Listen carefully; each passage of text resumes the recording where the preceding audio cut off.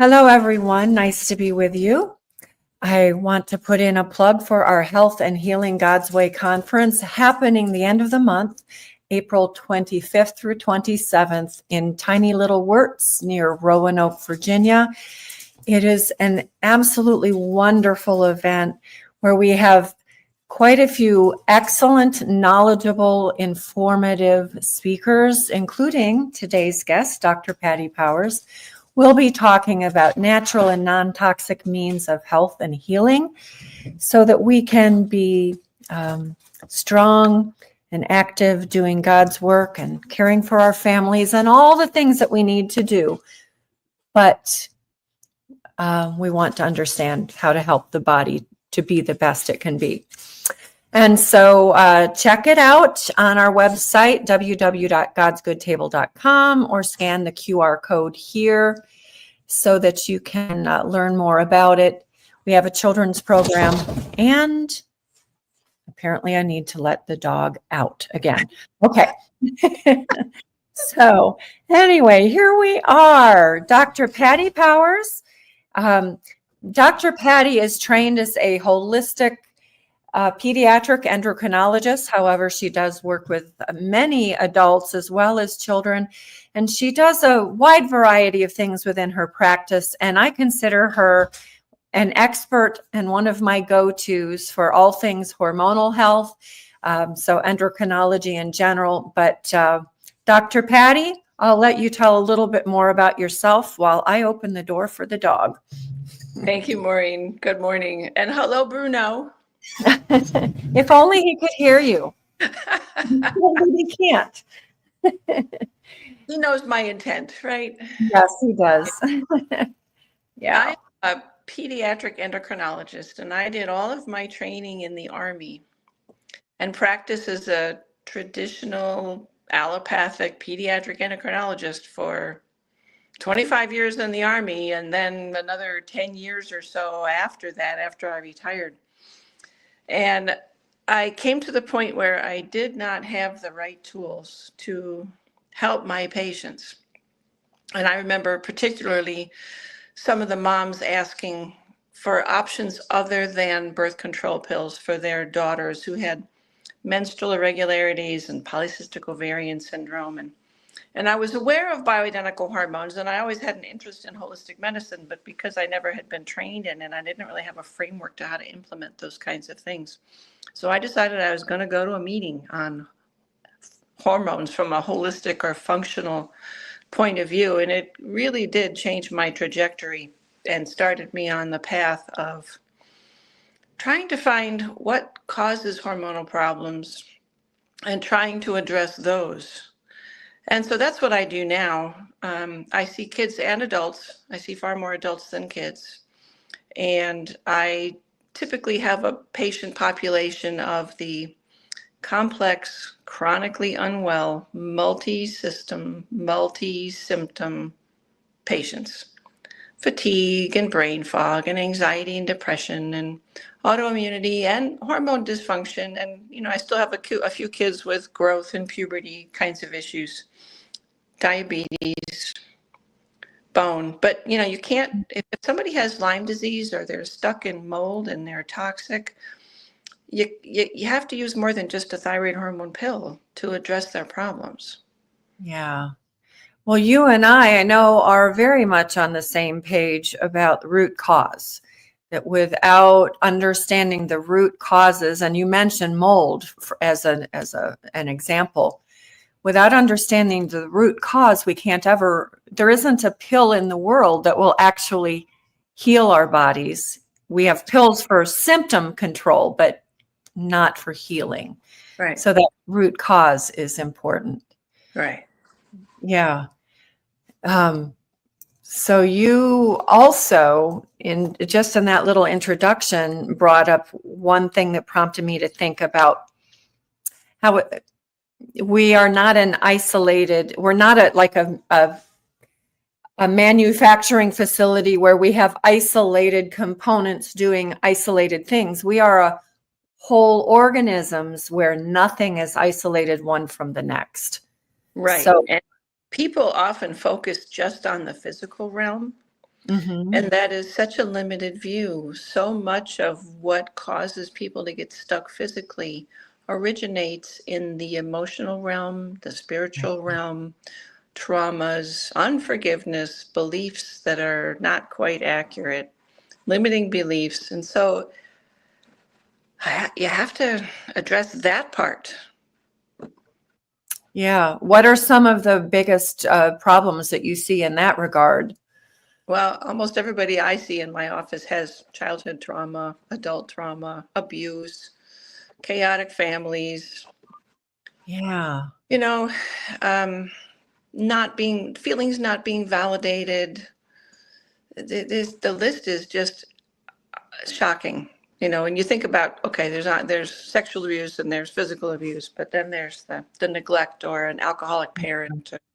There might not have been any overt abuse, but boy, a chaotic childhood or a chaotic adulthood or a job you hate or a marriage that's tough or even a child that's physically struggling, or the burden of having a chronic illness oneself creates its own energy imprint, and you got to deal with that. Wow. And in today's world, there is so much chaos and dysfunction within the family that I'm sure you're seeing more and more childhood trauma just as a result of emotional needs being neglected. People not feeling like they're heard by even their most significant people in their lives, their parents, Right. and it causes trauma. I had one young girl, well, she's a teenager now, but when she started having her periods, her family ridiculed her for having some monthly emotional changes. They just ridiculed her. And and now, of course, she's come to me because she has menstrual cycle irregularities and menstrual cycle problems. And it's like, okay, you have Oh, time. yeah. That's really rather profound to think about, to realize that something that has affected you so deeply on an emotional level every month impacts your life later, your physical health Right. very directly. Very directly. At some point, we're going to talk, I think, with the author of the Emotion Code. I really want to interview him. Oh, yeah. But that goes hand in hand exactly with what you're talking about. So you're seeing the effects of neglect, trauma, hurt, and that it changes the endocrine system and the way the body operates as a whole. That's exactly right. And those kinds of emotional or traumatic, it's all a matter of how we perceive things. Some people would perceive that as a problem and other people wouldn't. Yeah. But it leaks out into the physical, and it can leak out in hormone issues, and it can leak out in chronic pain, and it can leak out in brain fog, and it can leak out in anxiety and depression. It can leak out in GI problems, and it can leak out in autoimmunity. Wow. So then how do you help someone recover then from all of that? And that has to be multifaceted. But Right. I'm Well, sure you're first of all, beginning. we start with letting someone tell their story. And so my new patient questionnaire does ask them to do that. But a lot of times people don't make the connections between events or exposures and any changes in their physical health. And so we have them go through. And just yesterday, we had a teenager in for chronic GI stuff and anxiety and depression. And yeah, her mom said, oh, the pregnancy was normal. Everything was fine. There were some issues at birth, but not during the pregnancy. And then later on, it came out that the mom was very depressed during her pregnancy and was struggling with issues related to another older child that she'd had while she was pregnant. And just pointing that out to people sometimes is enough of a light bulb to say, oh, maybe there's an issue. So we you have know, a story, where did you live? What kind of house was that? How was school? How was jobs? How was your experience with XYZ? You got sick. You were sick a lot. What was going on before that?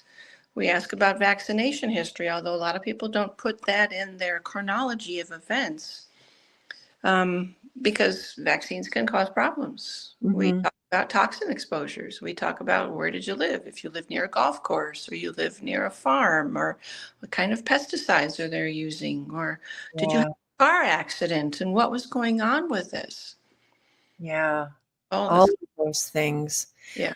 Um, I'll share with you very quickly a story about the emotional aspect affecting the physical health of the offspring. Hmm. Um, Last year, I was at an event, speaking at an event in North Carolina, and there was a sweet young mom who was toting around a little girl. I thought she was about 12 months old. It turns out she was about 18 months old. The mom had some eczema, but the daughter was Uh-huh. completely covered in eczema, Hmm. serious oozing, terrible. And she came to me to talk to me, wondering if I had any advice. And we talked about diet and this and that. But I picked up on something pretty quickly that I want you to talk about a little bit. Maybe you can expand upon it. But it turned out that this young mom had been sexually abused for years growing up. Hmm. Hmm. Then she got married. She's living a happy life, but obviously has some trauma. Hmm. Well, she's talking about this little girl, and I'm realizing she's just a tiny 18-month-old. She's not a 12-month-old. She's just tiny. She hasn't been able to thrive. And I picked up on that she had another child, an older child, who did not have any of this. Oh, interesting. Hmm. And uh, it was a click in my brain because I have read books about how emotions, and I've heard speakers talk about how emotions affect our overall health. And because she had told me about her abuse growing up, I said, your older child is a son. This was not a profound Uh-huh. God-led revelation, right? It clicked. The older child who has no problems is a son. And sure enough, Hmm. Yeah. so the mother's trauma has been passed on to her female child. Now, I'll tell you that we prayed together, and a couple of other young women came along who were kind of paying attention.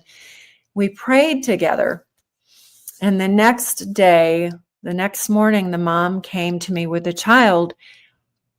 She still had eczema, but it was noticeably much less after the mother's. And the mother told me that for the first time in this little girl's life, she slept all night long. Oh boy. Uh, So I attribute that to, yes, we prayed over her. God intervenes, but just the connection that what mom experienced was without any intention transferred to her female child. So maybe you can talk a little bit about why that is. Um, and we can go on and we're kind of we're not stuck, but we're in this, we've got to address root causes, right? Before we can move on and heal. yeah. So So unresolved parental issues will often show up in children. And you can call it genetic, but it's not really genetic. It has more to do with energy and frequency and, patterning of behaviors. But it's true, if you see a little kid like that, yeah, what's going on with the parents? And it's not always that, sometimes the kids have been on antibiotics for a lot yeah, of time. They have a microbiome that needs a little help, and they have food sensitivities as a result, and so there's that. But yeah, there's the thought, okay, what's going on with the parents? Is yeah, everything okay there? Yep. And if it's not okay, then problems can transfer. Right. Wow. So now there are other disruptors, other endocrine disruptors besides emotions, and you've touched on a little bit. Um, but let's talk about more like stress and chemicals and other things that you are well aware of. Okay, let's talk about stress. Yeah. So the adrenal glands are one of the big systems responsible for our response to stress.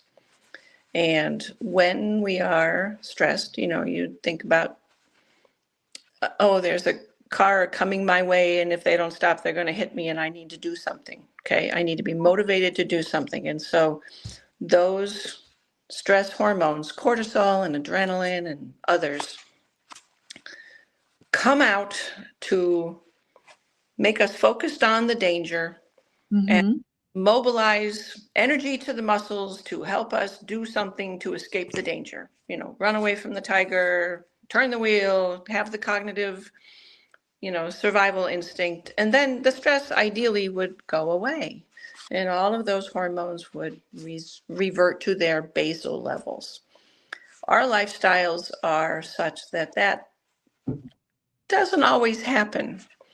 We are busy, we might not sleep enough, we might not eat well, we're exposed to toxins all day long, unresolved traumas, chronically unwell, that creates another stress on the system. So people, when I say stress, they think, oh, I don't have a stressful lifestyle. Okay, but you're here because you don't feel well. That's a stress. You're here because your gut doesn't work right. You're not absorbing your nutrients. You're not feeding yourself well. You're not sleeping for whatever reason. You're exposed to a lot of EMF. You're bathing in perfume and shampoos and all of these things that interfere with your system. And all of that translates into stress, even though we might not feel it. And so, but the stress response is a survival response. It Yeah. is not a, well, let's go have a baby response. It is not a let's go detoxify and let's go repair and let's go digest our food. It's a survival. And all those other things take a very low priority when our bodies feel stressed for whatever reason. And the stress can be current or the stress can be in the past. There's lots of people think PTSD, Yeah. traumatic stress disorder, past events with that are ongoing and unresolved can trigger ongoing stress. So we're living in a state of chronic perpetual stress Mhm. that then interrupts the proper functioning of our body, beginning with the adrenal glands. And Yeah, that, maybe. Because it affects everything. And all yeah, the systems talk to each other. So yeah, what's first, but yeah. yeah. Adrenal fatigue is a term that I learned probably at least 20 years ago.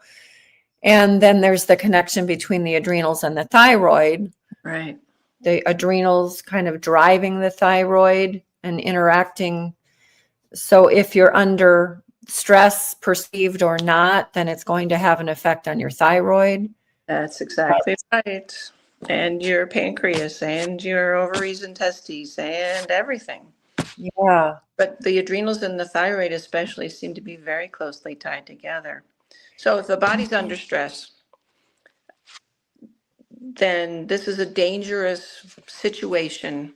And oftentimes the thyroid compensates for that by slowing down metabolism and conserving resources, because Yeah. we might not get another meal today, or there might be something we need to do, not digest the food. We need, all these different things, but the thyroid is compensating. So the right fix for that kind of thyroid problem is really not boosting thyroid function with a thyroid hormone pill, or even, a lot of the things that people use for thyroid hormone. There's herbs and there's minerals and there's tyrosine, all trying to get the thyroid to do more things when in fact it's trying to compensate.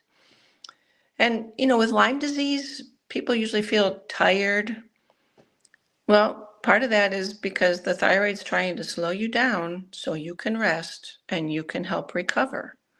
And so if we, in that case, try to boost your thyroid hormone so you have more energy, so you can do more things, that might be counterproductive. Even Counterproductive, thyroid yeah. are off.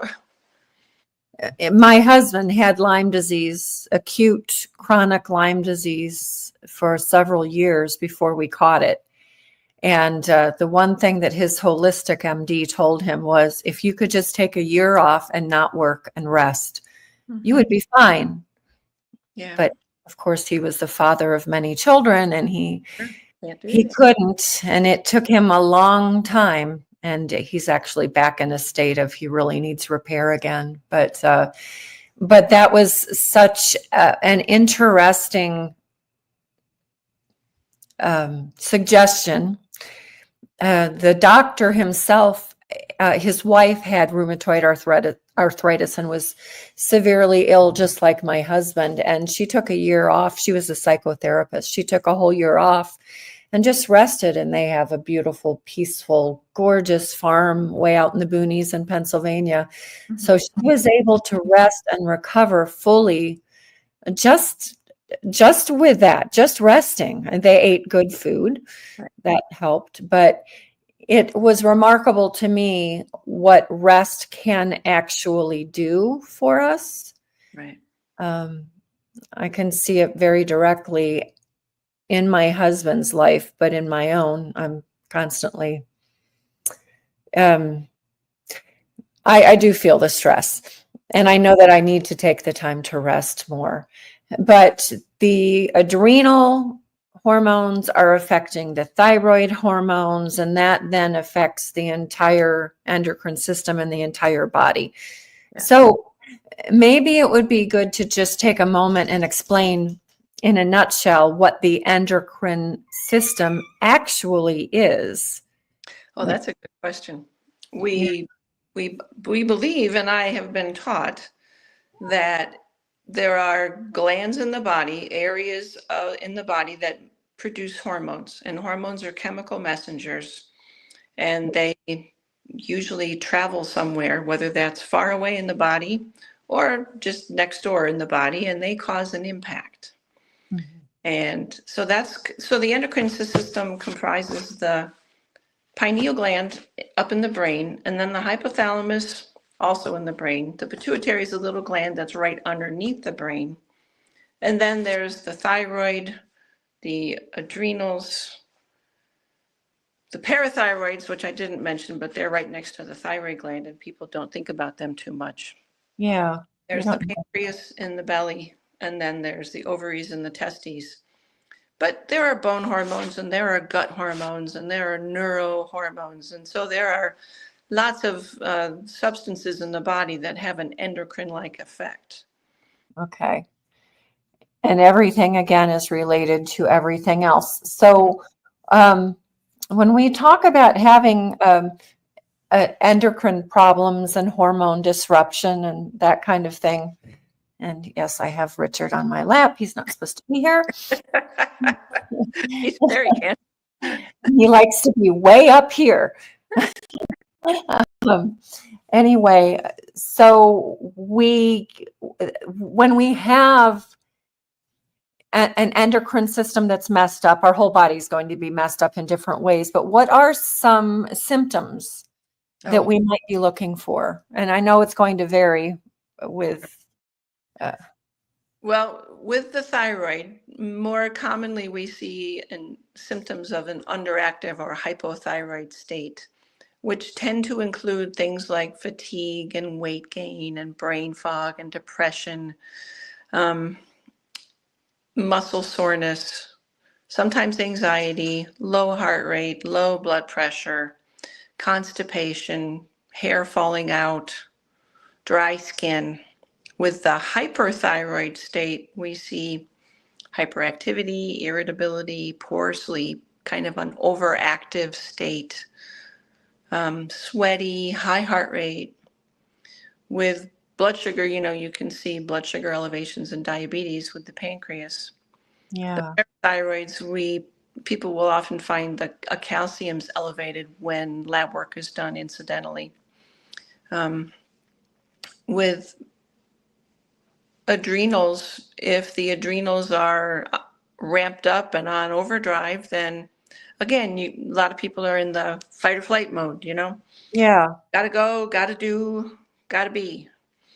And when those get shut down, in the case of adrenal fatigue, after long periods of stress, the brain says, well, too much cortisol is toxic and it's not good for memory. And so the brain will actively turn down the adrenal glands, even in the state of chronic stress. And so then the adrenal hormones, we think, go down.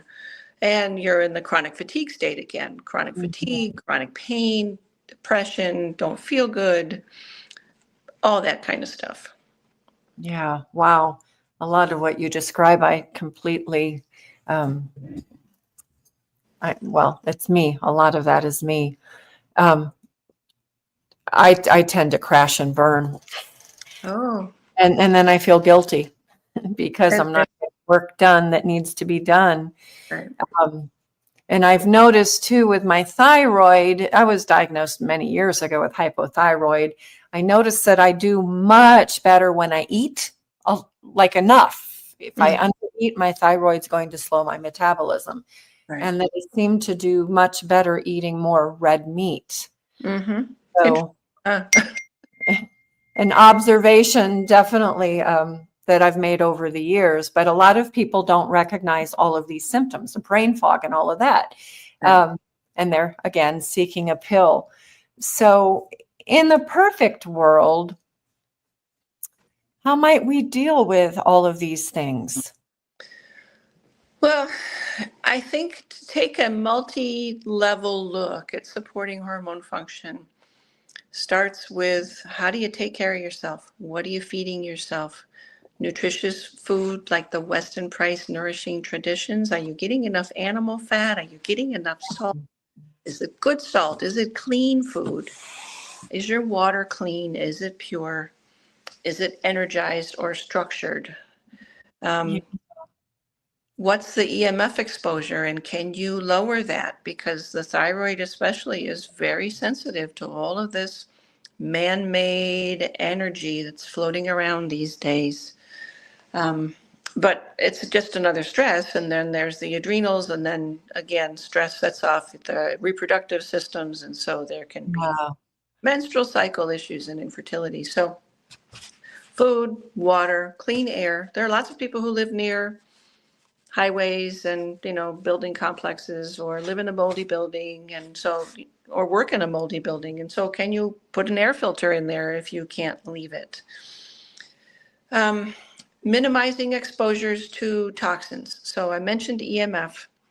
There's lots of hormone disrupting chemicals. And in fact, if you go to CDC or WHO or the Endocrine Society, they have whole articles and books on hormone disrupting chemicals or endocrine disrupting chemicals. And those are things like parabens, which are used in the cosmetic industry as preservatives. There's phthalates, which are fragrance stabilizers, and they call them plasticizers. They make plastics a little softer. Okay. So anything that smells good for a long period of time, bad idea. God made plants, and they have a fragrance, and they dissipate pretty quickly. And even if you use essential oils, they last for a few hours and then they're gone. Yeah. But if you have your fabric softener making your clothes smell good for a month, bad. Or even, perfumes or shampoos. Somebody looked at a woman getting ready for work on an average day, and that woman was exposed to 400 chemicals just in her morning routine. Whoa. Between creams and cosmetics and antiperspirants and all the stuff that she did. Makeup. So it's a matter of looking at, what are you exposing yourself to? What do you clean your house with? What kind of clothing are you wearing? Is it all plastic or is it natural fiber? Yeah. What are you building your house with? Because all this artificial stuff, even though it's beautiful, outgasses. New furniture outgasses, new carpeting has got flame retardant chemicals, furniture has flame retardant chemicals, bedding and pajamas and all kids' clothes are all saturated with flame retardant chemicals. Cotton is saturated with pesticides because Yeah. bugs like cotton. And clothing has a frequency, and so does food. And people have measured the frequencies of these kinds of things. And the things that God made are always better than the things that man made. Even to that, in that regard, I haven't done a deep dive into this, but even just God describing what Aaron's clothing was to be made from, and the ephod and the stones on the ephod, that has been a mystery to us for all of history, I guess. Other than probably at that time they must have understood, and now we are understanding. Yes, clothing fabric has a frequency, stone has a frequency, and it's not woo-woo crazy stuff. It's the way God made things to be. Right. And so in addition to the chemicals that fabrics are typically made from, and like cotton, for instance, is one of the most heavily sprayed. I think it is the most heavily sprayed crop in the United States, and it's often rotated with peanuts. Oh, great. Because peanuts are nitrogen fixers. So you're eating your planter's peanuts, and you're wearing even if you're wearing your cotton clothing, if it's not organic cotton clothing, you're absorbing those chemicals, which, by the way, I'm wearing a sweatshirt that is organic cotton. Oh, good for you. Yep. From our friends at Dirt and Devotion. Well, I also have on a Land's End cotton shirt, but this cat's driving me bonkers.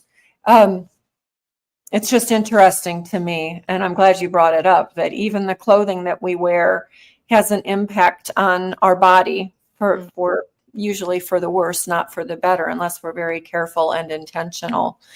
But the phthalates that are in fragrances and air fresheners. Oh, yeah. Right. I have a friend whom I've stayed with one night, person who I love dearly, but I can't stay at their house anymore because it's every room has an air freshener, and you can't even really describe how it makes you feel. It just makes me feel yucky. Right. We went and looked at a house recently with one of our daughters who's living with us right now. She's house hunting. And every room in that house had an air freshener, and I just had to get out because I was feeling nasty. But I think most Americans, that's just normal. They've grown accustomed to it and don't see it as something detrimental. True. Candles, air fresheners, plug-ins.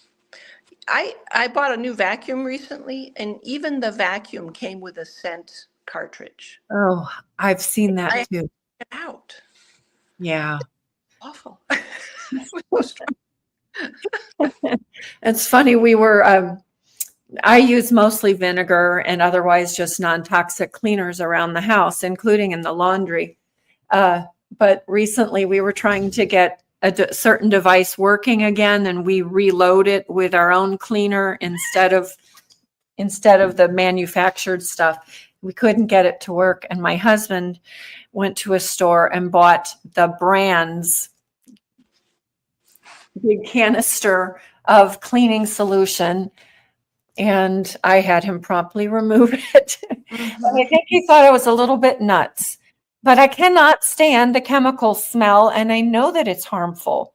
Right. So the things in the fragrances and the things that cover up the bad smells in cosmetics and skin creams and such, they're really harmful, aren't they? They really are. And they can also not only disrupt the thyroid and the adrenals and the estrogen, progesterone, testosterone, but they can cause people to gain weight. Oh, I didn't know that. That's curious. How and why? It's probably multifactorial. They certainly affect insulin and the way insulin works, but there are other hormones involved in weight gain. Okay. Adrenals, if the body's under stress because now the body has more things to process, or if you're using more nutrients and creating nutrient deficiencies by normal metabolic processes, there's a lot of ways that could happen. Okay. Those chemicals are under a class name called obesogens. They generate obesity. Oh, So you can look those up. yeah, Try that's in interesting. I didn't know. Wow. So we're really being attacked on all sides, but it's mostly unknowingly, but self-inflicted. Well, it's the choices that we make because we assume that things in the grocery store are safe. Yeah. We assume that our government agencies that are approving those ingredients are doing the right thing and approving things that are only safe for us. And sad to say, that is not true. So you have to do your own research and you have to be your own watchdog and question everything. One of the things my colleague Jenny Hall at work has started doing is looking at the material safety data sheets for some of these, even vitamins, but there's but some of the chemicals that are in drugs and cleaning things and makeups, because you can look those things up. Yeah. And it will make you really think twice about intentionally avoiding a lot of different things. Yeah. So what are some key things that we should be avoiding? Obviously, fragrances. Fragrances, right? That's a big thing. Pesticides, either around the house, what are you spraying around the house, or on the food that you buy or grow. If you have your own garden, it's very tempting sometimes to go out and use some bug killer. And if it's neem, it's different from if it's something else like Sevin or some of the other kinds of nicotinamide, Yeah. But Roundup is a weed killer. I use a really high concentration of vinegar with a little salt and a little dishwashing detergent, and it kills the leaves great. So it's great You on. froze there, so you might want to, you froze for about 10 seconds. Are we back? So we're back at the moment, yes. So thinking about weed killers, home use of weed killers and pesticides and all that kind of stuff, whether you're eating organic food or not, even the label organic is confusing because a lot of growers won't pay the money to get the certification, even though they don't spray and they grow things in a careful fashion. So it behooves one to talk to the farmers. But in the grocery store, organic as much as possible. The Environmental Working Group does an annual review of the Dirty Dozen, the 12 most. Yeah, that's an important and useful tool. It is. It's all the fuzzy or irregular surfaces like broccoli and strawberries and, and then the Clean 15, the 15 least contaminated foods that bugs don't usually like to eat so that they don't spray them much. And even white potatoes are usually on the Dirty Dozen list, but sweet potatoes are usually on the Clean 15 list. That's interesting. Isn't that though? Yeah. I think that even in organic practices where farmers are monocropping and not rotating, they're not building the soil and healthy plants. And so they are still having to use some substances, some of which are man-made, but considered safe. Right. But not actually safe, which is why it's always best to go to your farmer and know what they're doing. But you're right, especially when I'm out of town, I'm looking for the organic label when I'm buying food. But when it comes to things like eggs and milk, I'm looking for pastured, rotationally grazed, regeneratively grown, that kind of thing, because then you have more safety. Right. The labels in the grocery stores are so confusing. You go to the egg counter And it's all right. There's cage free and there's free range, and then but free range can still be in a big building. That's just Yes. because they don't have the cage. That doesn't Yeah. mean out in the grass rummaging for bugs and seeds. Right. And they love bugs and seeds Right. and little tiny plants, which is why I have them down where my garden is. Yeah. So when it comes to food, we can do that. When it comes to clothing, we can look for organic. There's one company that, as far as clothing is concerned, I love Dirt and Devotion, and they make beautiful clothing. They're usually exhibiting at our conferences. They won't be able to come this year, sadly. But they do organic. And then there's another company, Pact, P-A-C-T, which does all organic cotton. And they have beautiful clothing, and it's not inexpensive, but it's affordable. The only thing is they don't have tall sizes, so it doesn't work for me. But hopefully they'll get there sometime. But there are companies producing things that are clean. Right. There are companies that make clean makeup, and there are companies that make essential oil fragrances, and there are companies that make nail polish that's less toxic. Yeah. All of these things exist. Yeah. And the local health food stores are usually a good place to start because they've started carrying those kinds of products along Yeah. with their supplements and their. Yeah. Yeah. And we want to talk about food before supplements. That's another topic for another day. But yes, a health food store is a good place to look. We really like Hearth and Homestead personal care products. Yes, they're lovely. Yeah. Yeah. And then Tubes & Co. makes some less toxic makeup products, but the colorants are still synthetic colorants for the most part. It's hard to find colorants for makeup that are not synthetic based. But there are lots of options in that regard. Now, also then, if we're going to talk about healing and overcoming, we are going to go much more in depth into this at our event. I know we're not wanting to do a deep dive here, but we just want to talk about some general ideas for healing, obviously removing the toxins, including the EMFs. Right. What are some other things that we can do maybe with our food and our lifestyle? Well, plastics are not good for us either. And so not drinking out of plastic water bottles, getting a steel water bottle with your purified water, and water purification. So let me talk about that a little bit. Yeah. I like to take control of my water and not depend on the water company to do it. The Environmental Working Group does have a tap water database, and you can plug in your zip code and choose your water source and see 8 to 14 or so generally cancer-causing chemicals that are in your particular water supply. Yeah. Not looking at and reporting on is the hormone levels in the water supply. Because so many people are using birth control pills and frozen again. testosterone, and those go into the water supply. The radioactive dyes that get done from their CAT scans and their MRIs and their contrast, that goes into the water supply.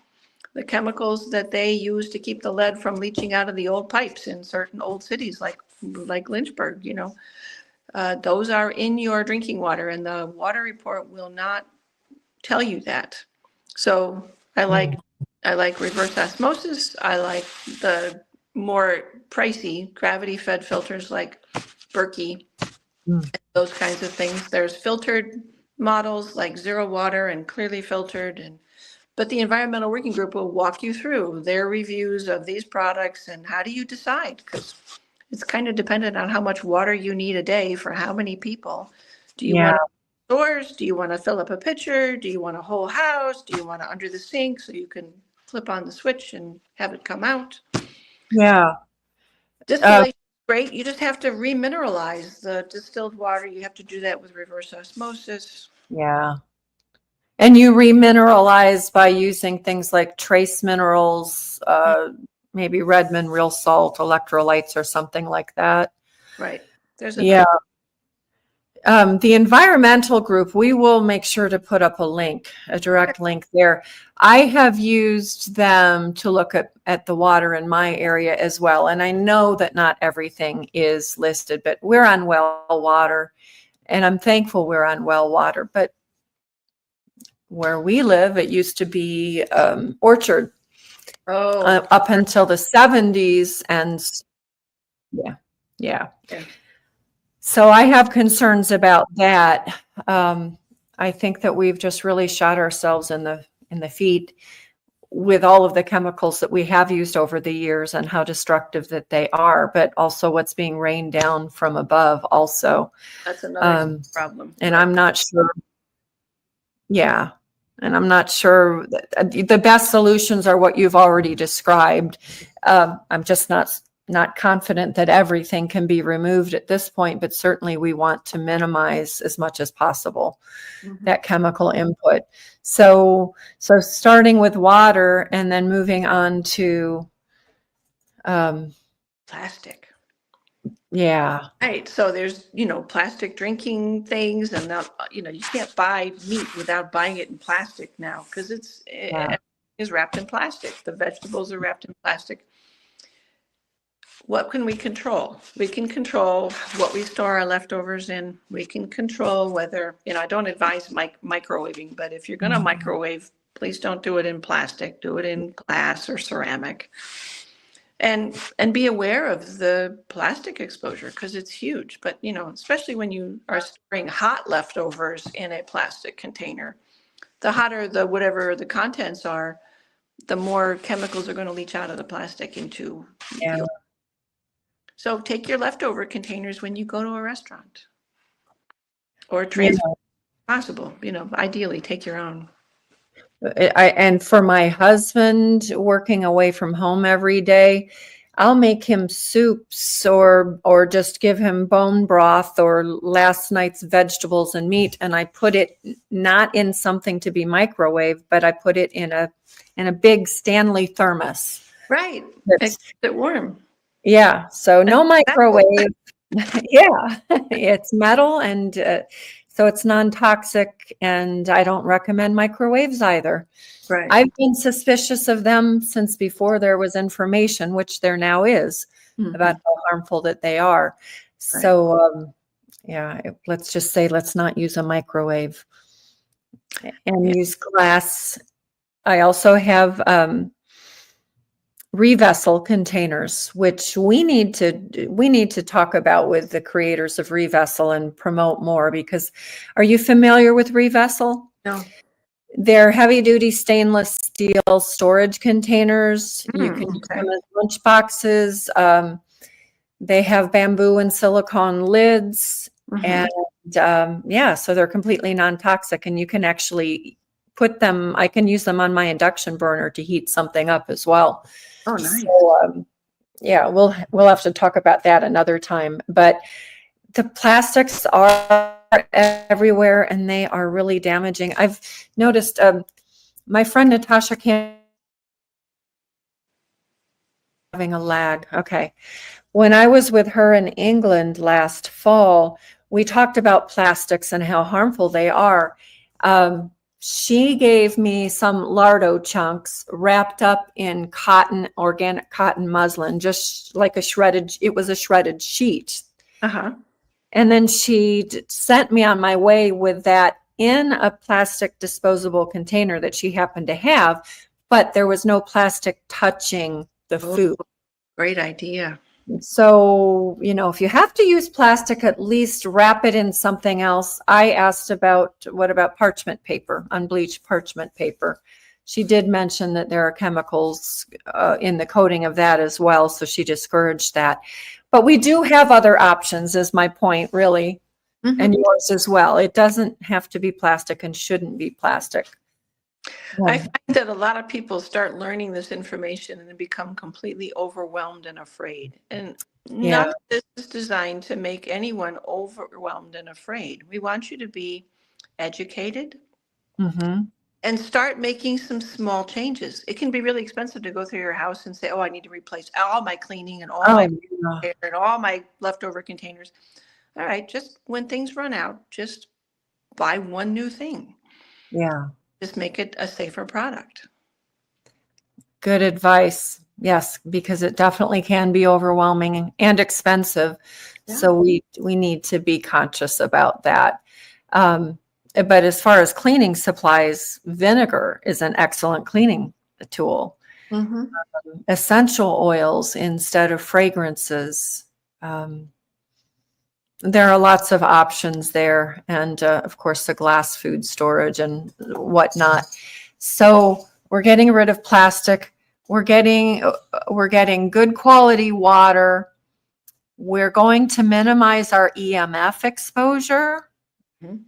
which we need to do by practicing things like turning off Wi-Fi at night, or preferably not even having Wi-Fi. Right. At least turning it off, putting your cell phones away from the bed and not falling asleep with the Kindles or that kind of thing. Yeah. Ideally, not having a TV in the bedroom. Being aware of where the smart meters are in relationship Mhm. to beds and the routers are in relationship to your sleeping location, because all of those have a cumulative impact. And one of the ways they act is that they activate things. They activate the brain, and the brain does a lot of detoxing and at night, and so does the liver, and so does the gallbladder. And when we don't get into those deep levels of sleep because the EMF is so stimulating, we don't detox well. Yeah, that makes sense. And I've noticed that if I'm in a hotel, I have a lot more difficulty sleeping. Mm-hmm. And sometimes I just feel off. And I think it's all of the EMFs that you have no control over when you're in that kind of an environment. Right. Right. But at home, we can do, like, yeah. We are in our house, we don't turn off the Wi-Fi at night because it's our alarm system also, which we actually need where we live. But it's the router is far away from us. The smart meter, which was installed before we bought our house, is also far away from us. Were it different, I would be insisting that my husband make some changes, but I would like to build a house of some sort and wire it instead of using Wi-Fi. Oh, yeah. Mm-hmm. So that would be a suggestion for anyone who is considering building or taking an old house that doesn't yet have Wi-Fi. You can hardwire it instead of using Wi-Fi. All right. And then let's talk a little bit too about food and what we can do with the food that we're putting into our bodies that can help our endocrine system and our entire body then. Estrogen and progesterone and testosterone all come from cholesterol. They all use cholesterol as their base molecule.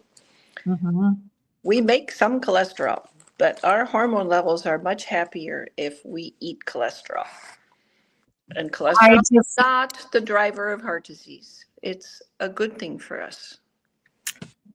This thing drives me absolutely nuts because God provided cholesterol and saturated food in the foods that he most recommended for us, including and especially animal foods. Right. And yet, since about 1957 or so, with the Ansel Keys study, we have vilified saturated fat and cholesterol. And yet, yes, we need it. So one thing that I've noticed in people who are on very low sodium, very low cholesterol diets is that brains don't function well. And neither do their hormones. And neither do their hormones. So if you're of childbearing age, your fertility is going to be affected negatively. Right. So animal products are the most nutrient dense. That means meat, animal fat, and that means butter and lard and tallow and ghee and schmaltz and duck fat and all those good things. I say animal fat, and people say, well, I eat avocado and coconut. And it's like, I said animal fat. Well, and they look at me like I'm crazy. You eat lard? Yes, I eat lard and bacon grease, and I love it. Yeah. My husband feels better when he's getting a daily dose of pork I'm talking fat. Yeah. It's what Natasha Campbell McBride suggested for him. And so I've been salting pork belly, and then I cut it into tiny chunks and he takes it with him. But recently he's just been asking for pork. Mm-hmm. So I made him some fatty pork chops for his birthday last week. He feels better. And isn't that, I love that. It just vindicates Mm-hmm. the lie that we've been told. It tells us that this is good. Yeah. Salt is good for us. The minerals that we get in the good, clean salts like Celtic and Baja Gold and Redmond's and the clean mineral salts, whether they're from the ocean or from a mine, are really necessary. And if you listen to the work of Dr. David Brownstein, he's advocating like a teaspoon or two of salt a day. Yeah. Not Yeah. a little pinch on your, whatever you're eating. Yeah. When George was healing the first time from the Lyme disease, rheumatoid arthritis, and ulcerative colitis, his holistic doctor wanted him to have at least, it was 2 or 3 teaspoons a day of salt. I don't remember. And I said, well, I salt everything liberally, so he's probably fine. And then I kept track of it for a day to see how much salt I actually was putting in his food. And it was very deficient. So I was putting salt capsules, and that really helped him. Now with the lardo, the combination of the saturated fat from cleanly raised pigs with salt combined, they seem to work synergistically. Yeah, that would make sense. Yeah, but it's so cool to see how something as natural as that has been vilified for years, when you're open-minded and you give it a try, it actually shows much benefit. Right, it does. Yeah. So these days, if the governmental agencies are telling me not to do something, that probably do it. whenever I think I should be doing that, right? Yeah, exactly. And when it comes to pork, of course, there's a whole religious thing that I think it's a personal choice. And it's not, we'll have a talk about that one day. I have a couple of books and the authors and I have talked, we'll come on and we'll talk about clean versus unclean at some point, but that's not our point for today. The point that you're making is that cholesterol and whole salts are really, really helpful to the body. Right. And real food, And real food. Real food, grown the way God intended it to be grown. Yeah. And a lot of animal foods. So this animal, so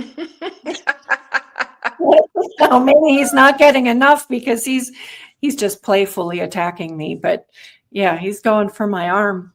He's quite the ham. He is. He is.